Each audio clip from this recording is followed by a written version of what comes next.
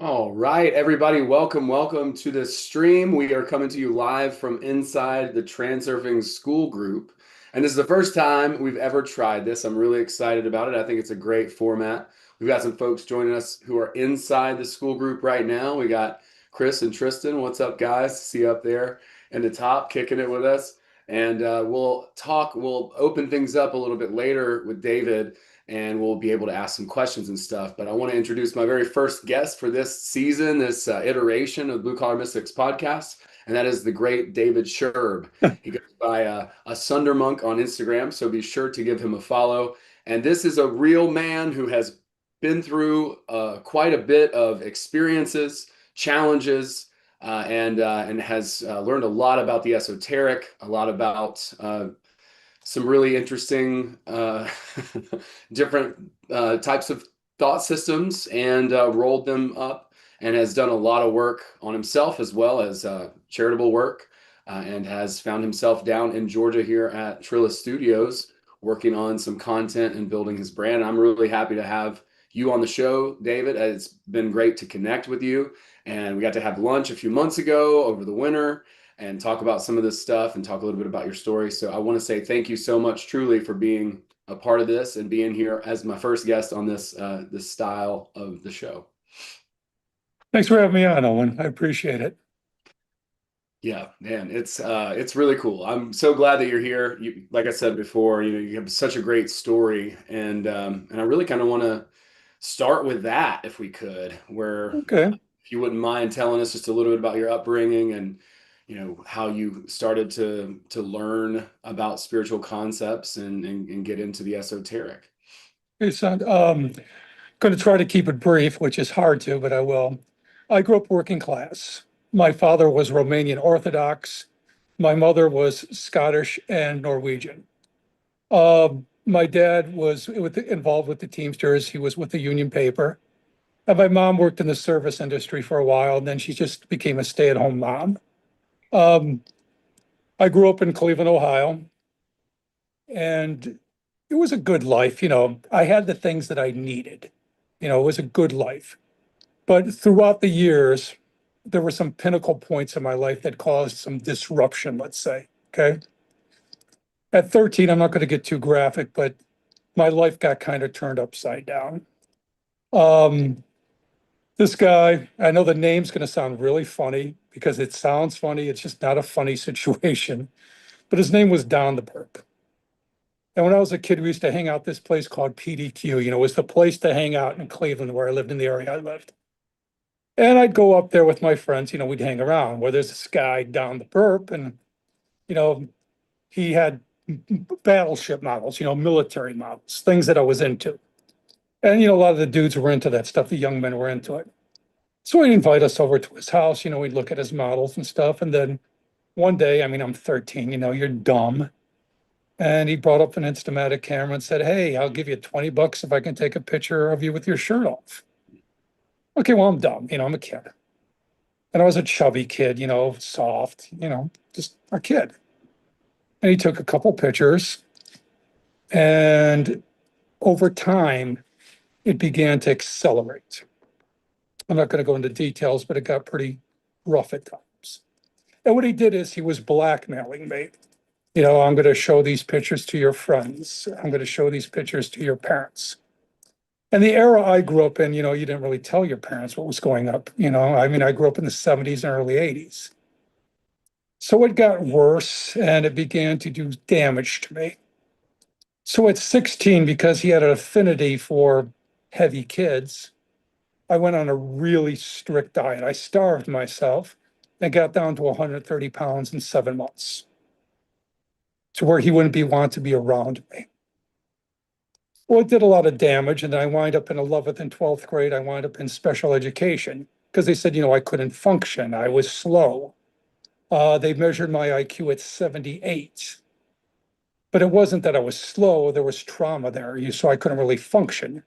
And my parents, God bless them, they did the best they could, but they didn't understand. You don't want to tell them.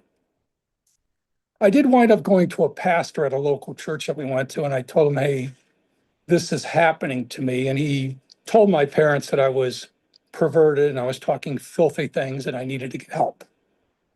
So we stopped going to that church because my dad and mom, they didn't understand, which is fine. It is what it is.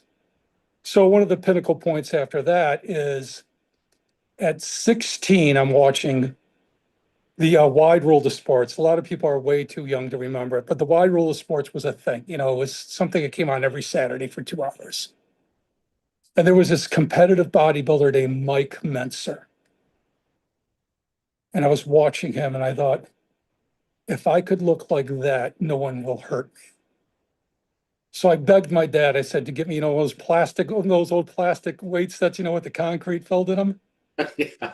And I started working out like crazy because I thought if I could, look like something different, I wouldn't be hurt. Well, at 17, my father dies. So now I'm helping my mom to keep the house going. She's obviously going through it because she had lost a son. I lost my brother before I was born. So she's going through these things. She lost her husband now. And I'm working crappy factory jobs and doing what I can. So this goes on for almost 3 years. Then I wind up getting a job with the Ohio Department of Transportation. I walked in as an intern. And while I'm working there, I met a friend of mine. We started talking and he connected me to another guy. And this other guy who became sort of a mentor for me, I'm not going to say his name, I'll just say his first name, Michael. And Michael, this is where the story begins to ramp up. Michael was a member of the Church of Satan. And he starts talking to me about the Satanic Bible. All those things are going off in my head. But I start looking at this book. And I start looking at what's being said. And this is going to sound weird, but if you separated the Satanism from it and looked at the practical applications, it's a very dark self-help book. Mm-hmm. And I'm not promoting it, I'm making a point because here's my headspace at the time. So I started looking at it, and that's where I came across the writings of Friedrich Nietzsche, because Anton LaVey was into Friedrich Nietzsche. And I got Thus Spoken Zarathustra, a copy of that at 21 years old. And I devoured it. And every single thing I could get my hands on by Friedrich Nietzsche, I started reading. At the same time, I started working out like crazy. So I'm reading Nietzsche, I'm working full-time at the Ohio Department of Transportation, and now I'm doing private security also. And I'm involved in the Church of Satan. So I'm checking all the boxes here. Here I am. All the boxes are checked. Badass motherfucker. Well, the idea was, because I'm not to get too dark, but we all have these wounds. And the way I was going to heal my wound is, as Nietzsche said, I was going to outmonster the monster. Become something that is so terrifying, no one's going to hurt me again. I got a reputation in private security for being the guy that's going to run the crews, that's not going to take any crap. So I start doing this work for years. I'm working out. At my peak, I get up to 285 pounds. I'm benching 555. I'm deadlifting 700. I'm the guy. Wow. I'm the guy. So we ramp up some years now, and we get to around 1998. I had left the Church of Satan after 2 years and got involved with the Luciferian group. I'm not going to mention the name of the group. I get involved in Luciferianism heavy in 1990. I liked what they had to say. It was very Nietzschean based. Unlike the Church of Satan, they gave the devil its due, but they believed in the devil as an archetypal force. Well, I'm angry. God's not there for me. I'm the guy I always wanted to be. So I'm in this now. I'm in this full tilt. And I remember running security at Club Metropolis, and people know who I am. And I'm sitting in the VIP room, and I got the black T-shirt. I'm the guy, built, huge, surrounded by some beautiful women. Two of the top dominatrixes in Northern Ohio were friends of mine. I actually did security for them. So I'm that guy. Mm-hmm. And I remember sitting there, and this is in 1998, because I'm there now, okay? And I was miserable. I was miserable. I got everything wanted. I'm tattooed, I'm big. People are terrified of me. I got respect. I'm there. I've made it. Then it began to do a deterioration on my psyche. Because what happens is when you work with the dark arts, they're going to give you what you want immediately, quickly. But they're like loan sharks. So they're going to come to collect. Mhm. So things start going downhill. My temper's out of hand. I'm running cocktails of shooting testosterone, um, taking Vicodin, taking amphetamines. I'm full tilt. 3 hours of sleep at night. I am Nitschke's Ubermensch. I am there. I'm there, But I forgot the part that Nitschke said.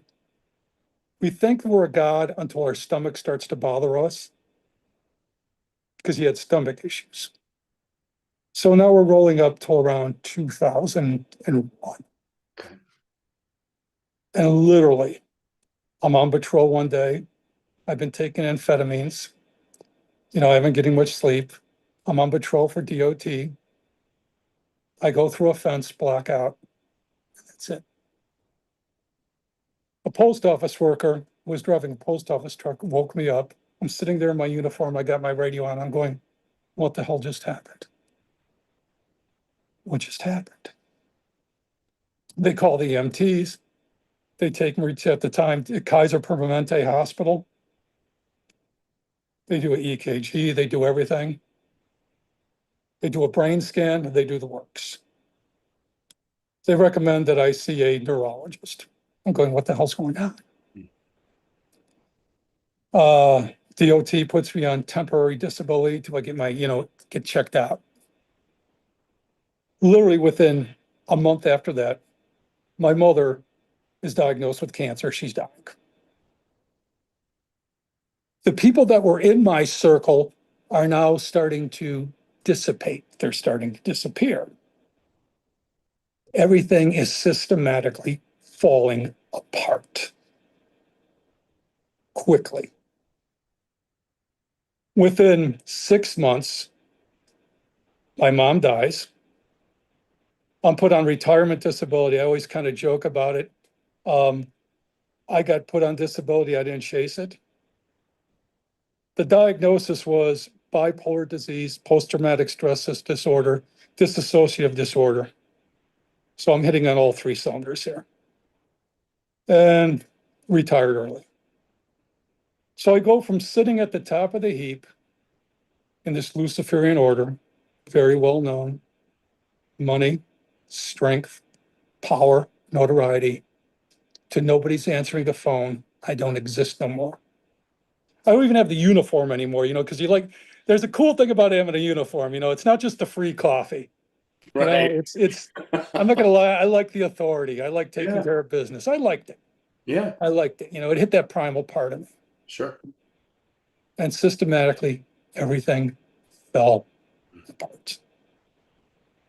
And my mom, I miss her to this day because, moms, I had the kind of mom, Scottish, Norwegian, 5'2", loved her son, Appalachian heritage. She loved her Satanist, bodybuilder, powerlifting, crazy son who was good to her. And when she died, along with the other issues, everything just went. So I literally spent several years going to see a shrink. That's my only contact. Taking my psych meds, drinking, and isolating. I've lost my mind. I've lost my identity. It got so bad that in 2007, I had run out of money. I'm barely making it now. And I go to my neighbor 2 doors down, and he's involved in some church. And I said, hey, I know you got a food bank. Can you get me some food? And now my only links to the outside world is He got me some food. And I was like, okay, they bought me food. But that hit it even harder because now I'm living from a food bank. Within a couple weeks after that, I completely snapped and wound up in a mental institution for 10 days. The only person that came to visit me when I was in a mental institution was my Aunt Gloria. She's passed now, but she was my mother's brother's wife. She was my aunt. She was a great lady. She was the only person that came to visit me. And I remember they had one of these highly enthusiastic therapists, very enthusiastic, young, bubbly, she's going to fix everything. And we're sitting in a group, and I'm going to clean my language up. And she's talking to me. And a couple days prior, they had done an IQ test. Okay? Because they're testing your IQ, they're testing all your cognitive abilities. And she decides to bring up in front of the group, and she says, Mr. Sherb, your IQ is over 140. And I looked at her, I'm cleaning up the language. I go, I'm in a nut house. I'm batshit crazy. The guy cleaning the floor goes home tonight. I'm stuck here. None of that matters. That was my wake-up call. I get sent home. I had to take a cab home because my aunt couldn't pick me up that day. And I'm sitting there in the house and I start drinking again because, I haven't learned my lesson yet. I got to get worse now. I go a few more months and then finally I've had it. I've had it. I'm tired of sweating booze. I'm tired of being alone. I thought, what can I do? Well, I made up these flyers. Literally came to me, Asunder Outreach. And I started hitting the worst areas in Cleveland. I'm staple gunning these flyers on telephone poles. I go in the community where the Latin Kings are. I'm stapling on there. There's another gang called the Swing on Sight family in that area. I'm in a rough area. Yeah. I'm getting phone calls, and because I'm a genius, I'm having the people come to my house. And I start doing this outreach group. And I know how to talk to, and excuse the language because I've had the issues. I know how to talk to a drunk. I know how to talk to a junkie because I've been both. Sure. And that's not diminishing people who have those issues. You know, I used to say, how do you know drug addicts lying? They're talking. Right. So this, by God's grace, started growing. And this church, I'm not going to name, it was a pretty good church in Parma, Ohio. They got wind of what I was doing and they wanted to start sponsoring me and start helping me out. And now this thing started really growing, like really growing. And I made a connection to one of the girls in the group, to the Swing on Sight family, which is a very well-known gang in New York. And I got close with the kid who was one of the leaders of the chapter in Lorraine, Ohio. Now, understanding this kid joined that gang at 16. When I met him, he was 22. He had no father. He had a brother with autism, and the gang was family. So I started counseling and talking to him. He started calling me and talking to me. And then dudes from his group started coming and talking to me. So now I got everything from drug addicts to wounded kids to gangbangers showing up at my house. Fortunately, the police were aware of the work I was doing. I was very grateful for the work. And I worked very, very hard. I'm not getting paid. Understand, I'm not making a dime. It's all volunteer work. Right. I'm on disability. I got bipolar disease. I can't make money. So I need to do something with my life. I need to have purpose. Right. Now I'm doing 3 groups a week. I've peaked. I'm still working out, trying to keep my head clear, doing the best I can. And then I started burning out really bad. Really bad. And I started drinking again. And I went to the church that was helping me out and sponsoring me. And I said, I can't stop drinking. I'm burning out. And their answer was a week later to have a meeting with the elders and to cut me off. And then to complain about the money they were giving me, which was $50 a week. So now I'm losing everything. But there was one guy that had sponsored me that stuck with me. His name was Jim Serace. Great man, rags to riches guy, built an insurance company. He shows up, starts talking to me, says, I didn't know this was going on with you. Why didn't you tell me? I said, well, the church told me that they were talking to you. He said, they never said a same thing to me. I said, you have to be kidding me. I said, I'm broke. I'm barely making it. I'm on disability. I've run a credit card up $8,000 doing this work. He says, I'll take care of it. He came in, he helped me out. I got back on my feet and worked for a year straight, full tilt, doing the outreach work. Now we're at the crescendo. I'm averaging 60 people on a Tuesday. Saturday group, 30 to 60. He says, we have to get you a place. We have to get you a building. He sets up this deal with this party center. We're going to go into this party center to set it up. I've got the sponsorship. A month later, what happens in 2020? Right. Oh, God. 12 years of work. So I was still doing private counseling, one-on-one counseling. And I was lost, I'm doing one-on-one counseling. So one of the girls at the group, one of the girls that I had worked with for years, says, hey, you should start putting stuff up on Instagram. Because I had a smaller group on Tuesdays, maybe 10 or 12 people, start talking. So I did. And connected with, this was by God's grace. A couple years later, Thomas Corbal Media. I get a call. Hey, you want to come down here for a few days? Well, I was like, okay. I had nothing to lose. I come down here. I come down to Trillif. Now, remember, I'm coming from Cleveland. I'm not putting down people who live in Cleveland, don't get me wrong, but I'm coming from Cleveland. Okay? I get here. Holy cow. And I mean this in the most positive way. It's like a Hallmark movie.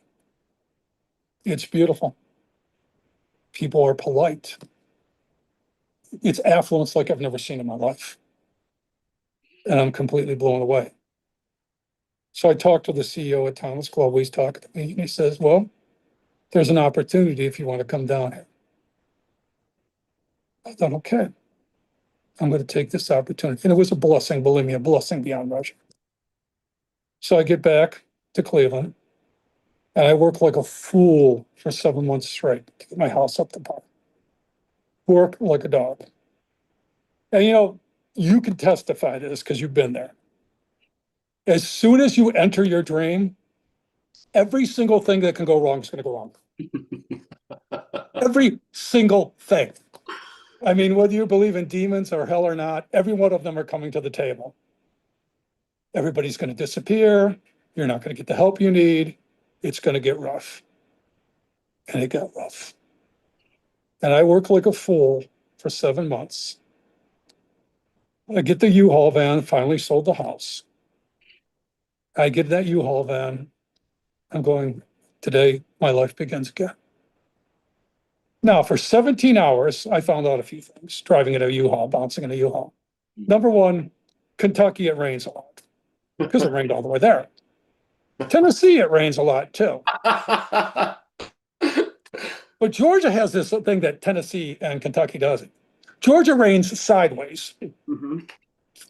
It rains sideways like a typhoon, Mm-hmm. where you think you're going to build an ark. All the way through Georgia, the 80 miles to get here, it was torrential. Mm-hmm. It was nonstop. I thought, I'm going to die. I finally get here 17 hours later. CEO of Thomas Global comes with his producer. They show up. I'm in a parking lot. I'm out of my mind. I'm tired. And I started apologizing because I was flipping out trying to figure out how to get here. And I stayed with him a month. He got me a place here, got me an apartment. And I'm deeply grateful for this chapter of my life. Now we could say we're at the happy ending part. Well, Thomas Corbal was building an incredible network. It's called the Enrichment Network. I'm fortunate to be a part of it. Do you know what happens when you step into a dream that big? Just like they say down south, new levels, new devils. Yeah.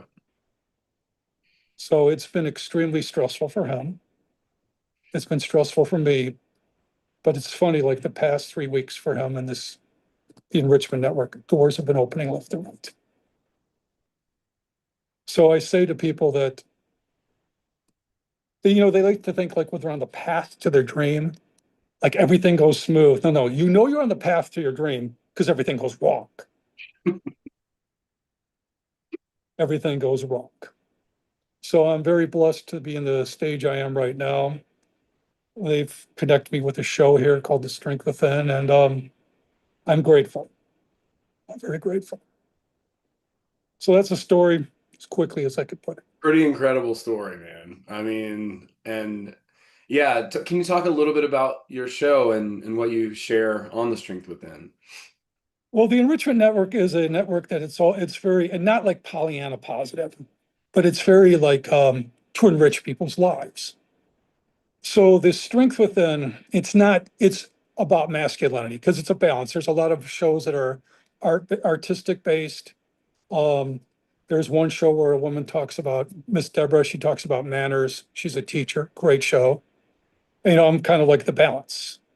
So the masculinity I talk about is not, the red pill garbage, which red pill is basically a guy holding up a doll and going, she hurt me here, she hurt me here, and she hurt me Right, here. right, exactly, yes. It's not that garbage. You know, it's it's talking about just simple skills that men need to have, like responsibility, how to talk to women. The conversation if you've had a father or grandfather in the garage where he looks at you and says, quit acting like an idiot. He's not telling you you're an idiot. He's telling you to quit acting like an idiot. And what are the skills that you need as a man? You know, stoicism, strength, how to talk to women and not be a simp, how to stand in your frame. Because even like women that I counsel, they'll talk to me and I'll say, okay, if you're with a guy and he's messaging you 10 times a day, leave. Because he doesn't have a life. He's making you into his mommy and then his therapist. If you're with a guy and he talks to you twice a day and says, hey, I'm busy, I'll get back to you later, and does get back to you, that's the guy you want to be with. A guy who's on his purpose and whatever that purpose is.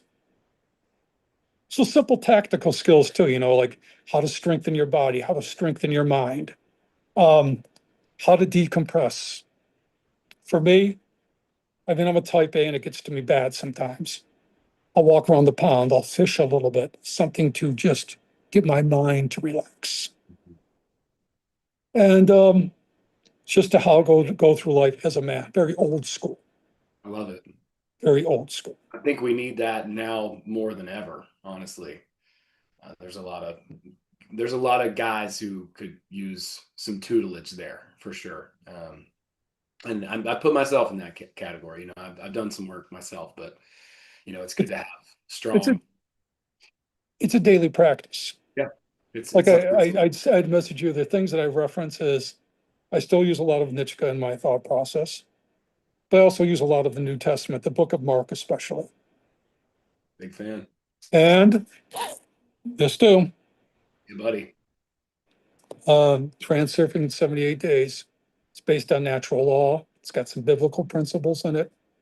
It has quantum principles and it's life application tools. People will hear the word transurfing and they think woo woo. It's not woo woo. It's basically natural law Yep. and applying principles for a better life. Yeah, I couldn't agree more. It really is. It's really observational. Like it's like these are principles that we can literally point to. I think a lot of people have felt the things that he explains in a more cerebral way in that book, and he does a good job of like making like a metaphysical sort of poetic explanation of this stuff and from this quantum perspective. So it's like kind of heady, but if we're being honest, we felt a lot. I think a lot of these principles in through our lives. Well, I mean, you apply the principles, even like if you look at Proverbs, as a man thinks in his heart, so is he. So what does it say of Adam Zeland? Become the thing you seek, be it before you are it. These are principles that you can use in your life. But it also takes the work. You got to step out. Like you talked about when you lived in your car and what you had to go through to get where you wanted to be. I mean, there's some serious sacrifice that has to happen to get where you want to be. Sometimes it's the best thing that ever happened to you, though. It's crazy. Things have to fall off for you to move forward. Mm. Well, how did the transurfing principles relate to Luciferianism and Satanism, would you say? Well, Luciferianism, the main reason why I left in was around 2009, 2008, 2009, is the order became very inclusive. It left the Nietzschean principles and focused more on being friendly. Appeasing the Uh, modern. it started evolving into what we have now, which is the rainbow Baphomet crowd, which is like, hi, that's cool.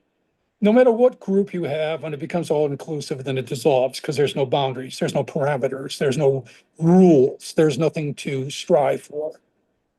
So when I left, that was basically just done. I mean, the order's long gone now, it's been gone, and now it's just become, for better terminology, a lot of orders are just a woke averse now, you know. So I had no use for it anymore. But in terms of like transurfing principles, biblical principles, things that you can use, these are all natural law principles. When you talk about natural law, we didn't create it, so we can't defy it. How we think, how we project ourselves, that state of mind. Uh, when we walk into a room, people can tell immediately without us saying a word where we're at in our heads. The vibe that people give off, the laws of rhythm, you know, life flows. So, I mean, when I look at transurfing, it's just a concise version of natural law. And can you be a person of faith and use it? Absolutely, because it's just life application tools. Agreed. And I've returned deeply to my mother's roots, the Appalachian faith, which, I like. I like the roots. I talk about the iron spikes, what they represent, protection. I mean, for me, I find God walking around the pond, walking in nature, lifting weights. I've never found him in a church. And just applying the principles to my life. Can you talk a little bit about the iron spikes and why you like that symbology? Iron is designed, iron repels evil energy, dark energy. It's an old Appalachian thing. You would get the spikes off the railroad tracks. You don't want brand new spikes. You want spikes to where the train went over them, where the vibration into the land aged. All the energy of the people arguing or having fun on the train or whatever's going on the train generating into those spikes. And in Appalachia, they would take a spike and put it on each corner of the house, the front, the back, and both sides to repel evil. Iron repels evil. So symbolically, when I look at the spikes, I think of strength. I think of will, foundation, protection, focus. You know, that's what iron represents to me. So that's why, I talk about the spikes because symbolically they're very powerful. Like in my kitchen where I get up every morning, there's one sitting next to my Bible and my books. I just look at it and I go, That's strength. It reminds me. It helps me to focus. Because we need those symbols, in our mind, those things to work off of, you know. That's great. And whether it's transurfing, faith, the spikes, the power we know is in the belief. The belief generates the power to them.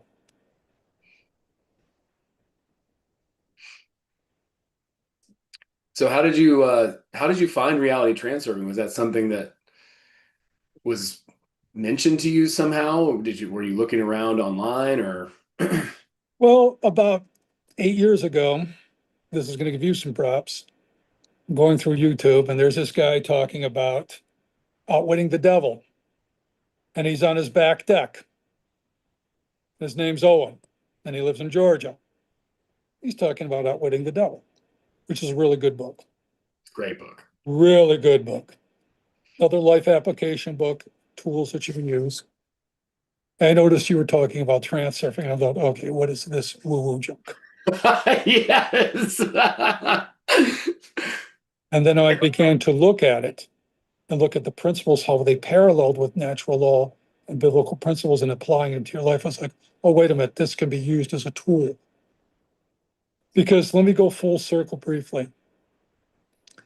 With the issues I've had with trauma, bipolar disease, PTSD, you're always trying to find tools and spiritual tools to ground your mind, to help you to be more effective and in helping others. So you're looking for those tools. So my introduction was through you, through your videos. Well, that's pretty cool. I didn't ask that question. I know you Expecting didn't, but I didn't, I never heard nothing of it. And one of the first people I saw you interviewed talking about it in depth was Abby. Oh yeah. I remember Abby 4 years ago. Okay, hi, housewife, nice, simple looking girl. Then 4 years later, like, oh, you wanted to be a bodybuilder. Right, dude. Well, I mean, Shira. She's Shira. wellness competitor. And I was like, oh, okay, okay, principles work. Mhm, That main principle, become the thing you seek. You have to be it before you are it. mhm. Yeah, that's really good. So if I could go back to when you started your outreach, the Sundermonk outreach, what do you think was the real kind of catalyst underneath of that that really made you start to want to do that? You said you were looking for purpose. Um, was there any specific event? Was there a realization or some sort of a like a sign or anything signal wise that what made you think to do that? Blinding loneliness, knowing that I was going to probably die if I kept up what I was doing. But deep down, like underneath all the layers, that deep down, creation, God, the universe responds to service. It's an exchange. So sitting in my house rotting, that's saying nobody's coming to save you. My only connection to the world is my aunt, and going, I have to do something. And it scared the hell out of me at the time because I wasn't the guy I used to be. But I knew that this is what I would have to do because that's the only way out. The only exit plan is to get out of you. And creation, God, whatever you want to call it, responds to service. And I don't mean like being a doormat, but Right. I mean service. What is it you can do? What is the service you can provide to people? Well, I knew how to talk to people with drug issues because I had them, how to talk to alcoholics because I've dealt with it, how to be alone, how to be depressed. And a lot of people were in the same boat. And it was basically either do something or die. It's funny, when the first people that called me, and I'm not making fun because I get it, people have issues, believe me. But Sure. one of the guys that called me was from a place in Tremont, and he got halfway through the conversation. He says, yes, and my Rottweiler, Jesus Christ, talks through it. I was like, okay, cool. And he kept calling me over and over again. I would have to unplug my phone because it was like, okay, now he's lost his mind. But see, this is the thing too. We make the mistake is when we want to do outreach work or we want to help people, we think it's packaged. It's like we think we're giving something like, hey, I'm an ex-Luciferian drug addict who was a maniac. Look at me, God, I've got all this to offer. Now I've stopped doing it. Reward me. Mhm. No, no. You have to go real far down before you come back up. You know, um, what did Nietzsche say? The tree with the highest branches reaching to heaven has its roots in hell, Deepest root, yeah, 100%. has its roots in hell. And the Kabbalion said, as far you go down first, and then you go up to the same amount, but first down. Well, if you look at your life and I look at my life now, the stuff I complain about now is the life we were dreaming about 5 years ago. Like if you go back to me 5 years ago or 3 years ago and said, this is where you're going to be now. Oh, wow, I hit the lottery. But we don't realize that because, we keep resetting where we are now. It's like, no, we don't realize how far we've come. But it just takes little steps, do something, get out of you, whatever it is. And it's not about the numbers. Like I said, I started with hardly nobody. But when you set that intention, I'm going to do this, and you just keep pushing through. You keep pushing through. You don't quit. It's that old saying that there's somebody out there living your dream with half the talent you have. And I did a video the other day. I was talking about gifting versus grit. A lot of gifted people go down really quick. Grit is what's going to get you there. Grit. Can you hold on? Can you not lose it completely? Yeah, that's so good. It's so true. I know so many talented people, and they're great and they're awesome. And I know a lot of people who I heard one saying, I don't know if this is older or newer or what, but if you could have like 8 people who are idiots pulling on a rope in the same direction, versus 8 people pulling all different, arguing, like obviously the 8 people pulling on the rope in the same direction, they're going to do a much better job. It really is about focus, grit, determination. Yeah, there's another quote, uh, really about how common genius is, that persistence is the key to the most important skill that anyone could have, if you could call it a skill. Um, I believe that's a Calvin Coolidge quote. I'm butchering horribly, It's but fine. yeah, but the idea being is that, talent is as common as dirt, I think is one of the quotes in there. Genius is common. All these things are common, but persistence is the thing that really takes us to the next level. And I've been inspired by some of my mentors. I mean, yourself really also included in that, just because they don't stop. Like they could stop. It's like I did this thing. I could rest on my laurels. I could be like, yeah, cool, I did it. Neat. But they don't stop. They just keep going. And I think that is remarkable. Well, the thing is too, if you have a bad day, believe me, I have my bad days. I mean, I run through a cycle where I'm manic for 3 or 4 days, and then I have a flatline day. Mhm. Okay, if you have a flatline day, it's not the end of the world. Just do it. Mhm. Take a break from reality. Take a break, flatline. It's just as long as you don't stay there. Because I remember what flatline years versus flatline days. So if you have a bad day, fine, you're human.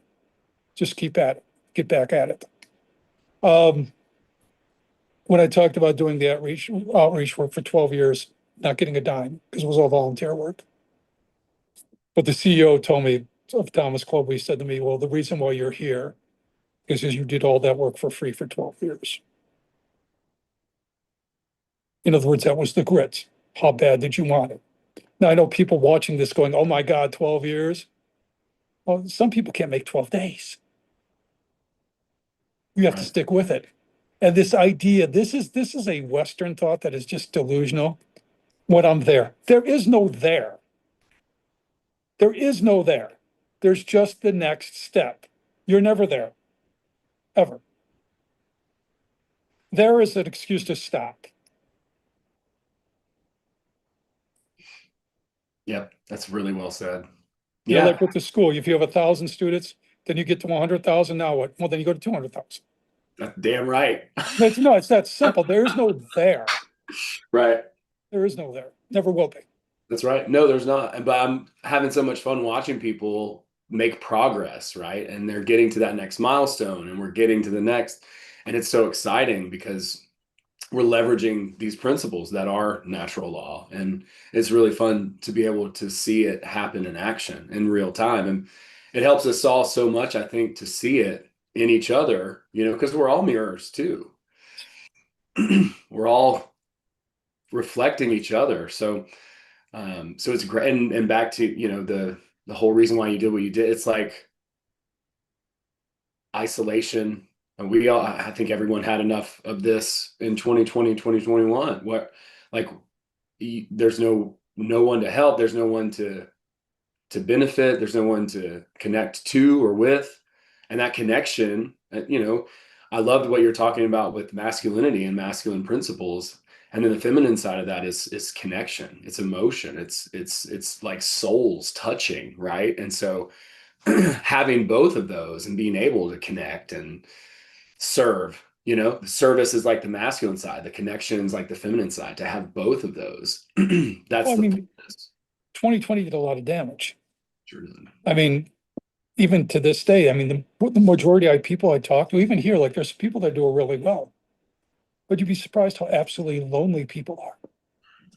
You know, we're talking to this phone, we're talking to each other, we met each other. People are more lonely now than they've ever been. And that came through 2020, a lot of damage. People are still very alone. It's an epidemic, you know? Even when we cut off like the amount of people you help, if you're helping just one person, that's fine. And even when you're talking about building a group or building a community, or when I talk about talking to men, okay, you got tribes of guys out there. Okay, you're gonna put on your Viking makeup and howl at the moon. Cool. You're going on your camping trips. Cool. No, it's all cool. It's all ritual. That's cool. It's cool. Sure, I mean, sure. you're gonna go to your men groups. That's cool. It's all good. Don't get me wrong. AA, good. But what group is it where you have the 3 a.m. guy? Where's the 3 a.m. people at? It's 3 o'clock in the morning. You're losing your mind. Do you have one person in your life or one person in your community that is a 3 a.m. person? That's golden. That's sacred. Because all the other stuff is just activities. It's just activities, you know? Who do you call at the witching hour? Who do you call when you are at the bottom? Who do you call when people see through you, know exactly what you are underneath it all? You know, flaws and all. Do you have a 3 o'clock in the morning person? And sadly, the vast majority of people don't. They don't. And if that can be brought to the table through like the work you're doing, through the work by God's grace I'm allowed to do, where people feel less alone, that's the real work. Because that's what's consuming people is loneliness. Yeah, that's really well said. Oh yeah, I mean, I can get in my place sometimes. I'll sit there in my loft once in a while, and I can go there. I can get lonely and I can get depressed and I can lay it on thick. I'm like, okay, get out, start moving, knock it off. You know, who do you have? Unfortunately, I have somebody that I can go to, That's but good. very few of us do. So if you are that person, that's sacred work. That's beyond teaching.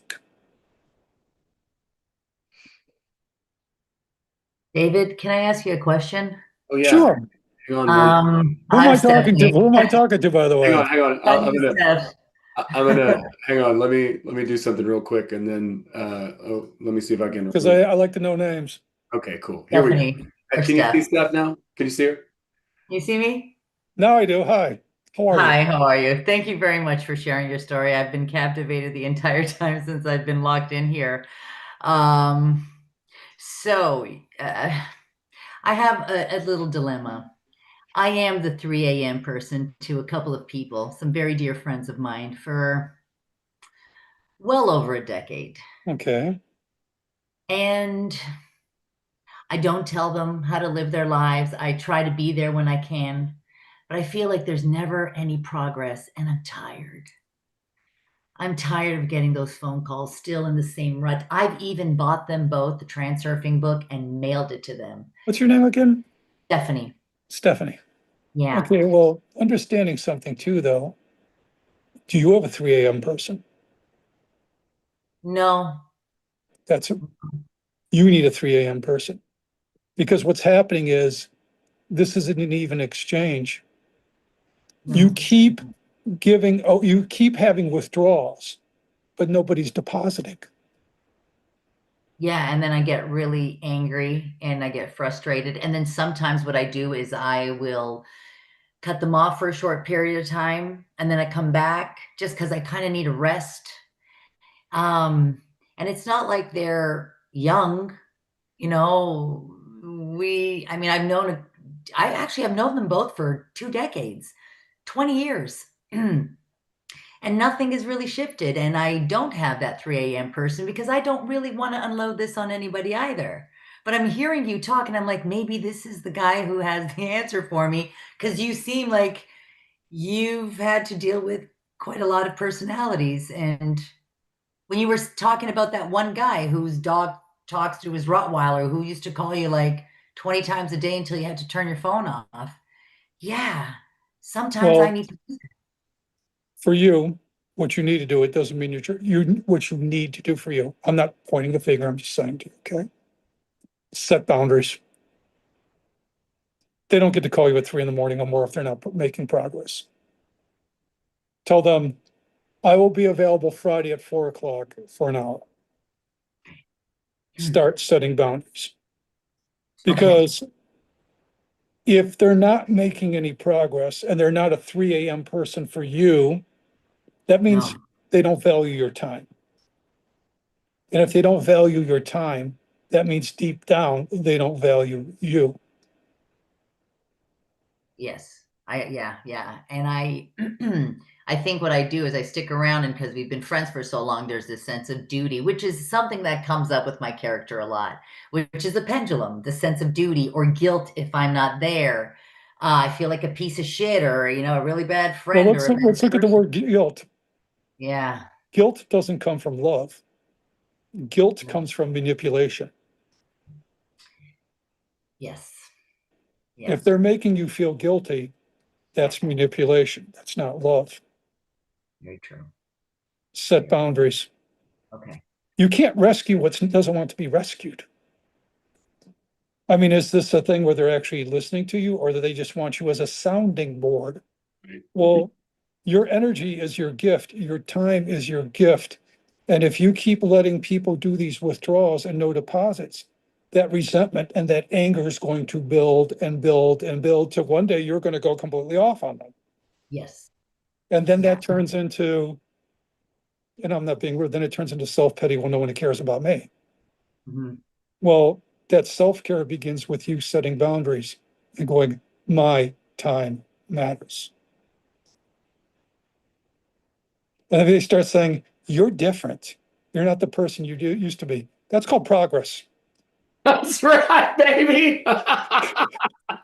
Yeah, I've gotten that actually from It's recently called from one of progress. them who's like, you're not the same. You used to be there. Like I could call you to bail me out of jail and you would, and now you don't answer your phone. I'm like, why should I be getting up at 4 o'clock in the morning to bail you out of jail? You're a 65-year-old man. Like you shouldn't be doing this shit. Yeah, progress. And I have another dear friend who I know wants like she's trying. So I asked her for her address and I sent her the reality transurfing book. And it landed at on her doorstep because I saw the Amazon thing said it was delivered. I didn't hear back from her for a week. And then I just messaged her to say, hey, did you get the book? She's like, yo, dude, that's way too intimidating. I can't even open it up. And I thought, Well, because that okay, would mean I would have to change, and that would mean yes, that I can't go to you. yes, yes, yes. Yeah. I mean, I can't go to you. Yeah, pretty much. No. Okay. I got For it. you, I for got the you, message. for you, set boundaries. Thank you, And babe. remember, guilt never comes from love. You're right. Yeah.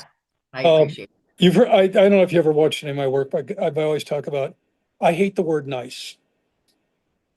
The etymology of the word nice is stupid and docile. You want to be effective. You want to be effective. The world doesn't need nice people. It needs effective people on their purpose. So how can you be more effective?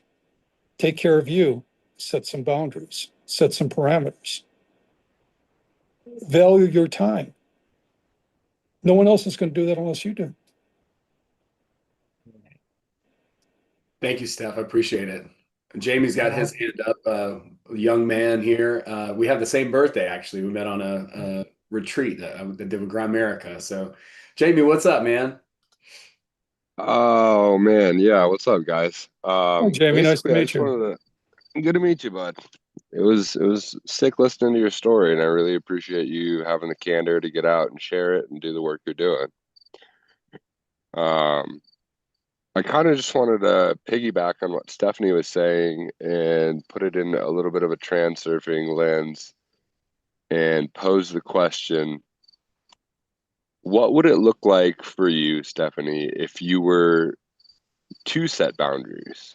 Like, how would that shape the way you interact with not only yourself, but the other people that you were having to be on call for?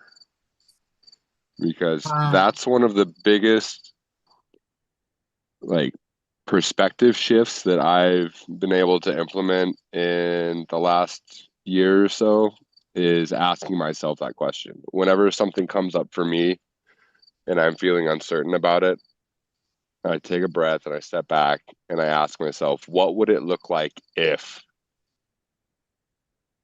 this were different? What would it look like if I allowed this to happen? What would it look like if I did not respond to those texts at 3 a.m., et cetera, et cetera? that's a very good question that I will start asking myself. Yeah.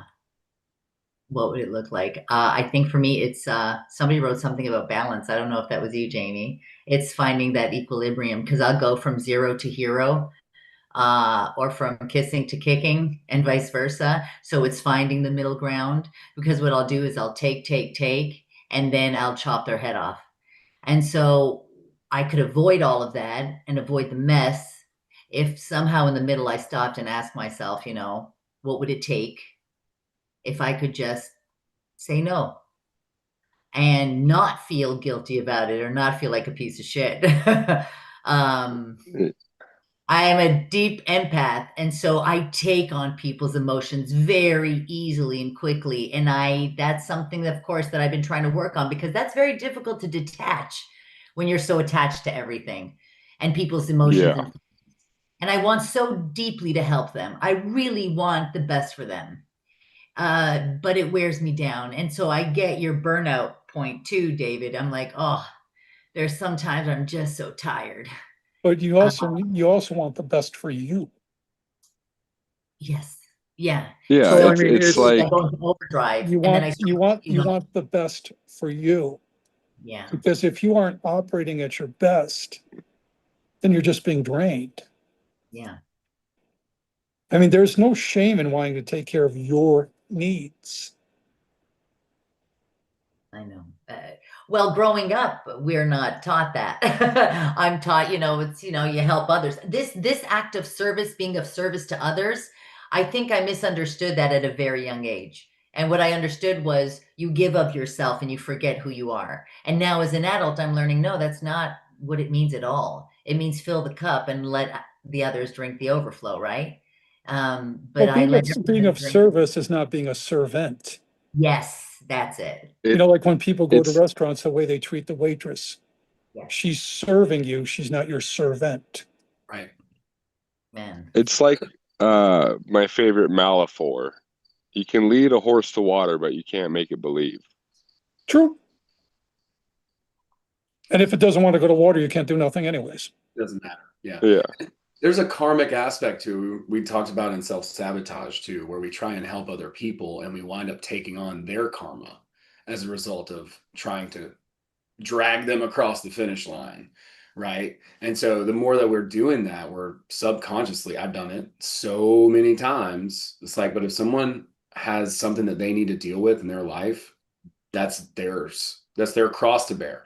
We all have our own, and so trying to help somebody else with theirs is usually not only a waste of time, but it's going to handicap us. It's like being a lifeguard in the pool, and they teach you first thing, if someone like tries to cling on to you, how to push them off, because they're just going to drown you. Well, I mean, also too, if you're getting in the way of the fall, they're not going to grow. You think that you're helping, but you're in the way. You could be enabling. You're enabling, you're in the way. And then I tend to find men like this in relationships that cling and need me, and I end up being the mother instead of the girlfriend, and the relationship gets totally distorted.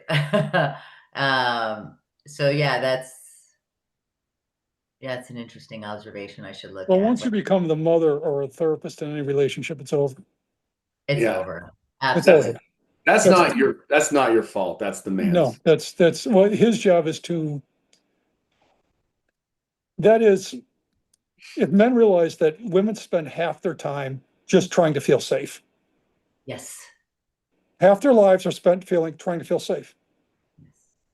And if you don't make them feel safe, then they become neurotic, then they become angry, then they lash out. If you treat a man like a little boy, he's going to act like a child. And you know immediately when you meet somebody what they are. You can tell their nature. Needy and neurosis go hand in hand. It's just another arena to set boundaries and ask yourself that question. Yeah. Yeah. Absolutely. Whew. These are always great talks. No, it's a great talk. Yeah, no, So they're great always talk. great calls, man. No, it's a great talk. It's a great call. I really appreciate David for being here. It's amazing. I couldn't have asked for a better first way to kick this off, and then with true strength, right? Um, Unbelievable. Like, I really, really appreciate it. We got to get together again. Absolutely. I want to, let's have lunch again, and I've got some other people here in the Atlanta area I'd love to introduce you to. Absolutely. I love that. Yeah, we'll do that for sure. And yeah, thanks everybody in the school group. By the way, YouTube, we are streaming to YouTube. Did you not know that? No. Yeah. So we're on YouTube, streaming from the school group. So if you guys want to get on the call next time, you can do that. And I can edit this too if you want. It's all good. It's all good. But yeah, but definitely follow David. He's on Instagram at Asundermonk, ASUNDERMONK. Tristan put it in the chat here in Zoom. He put it in the chat on YouTube, and we'll get it underneath the description of the video as well. And then we'll have this thumbnailed and all that good stuff. I got have it up tomorrow and titled properly. It just says Bootsy Greenwood's Meeting Room on YouTube right now. I realize I forgot to label the episode, but this was the first one of these, so there's a little bit of room for. And the enrichment network is going to be linked to my Instagram. That goes up in about 20 days. Excellent. Awesome. Well, cool. Well, I'll add that link as well to this when it's ready, and we'll have you. We'd love to have you back. I'd love to come back. Yeah, we do something slightly different, and it'll be great. And we'll get together. I really appreciate your time. Sure. Really appreciate your wisdom and sharing your story. Incredible stuff. Thank you so much, David. Thank you, everybody, for coming and hanging out with us here in the school group. And we'll wrap it up from here. I really appreciate it, guys. Thank you so much. Thank you. Mwah. Have a good one. Yes, have a Bye, guys. good. Peace, everybody. Peace out.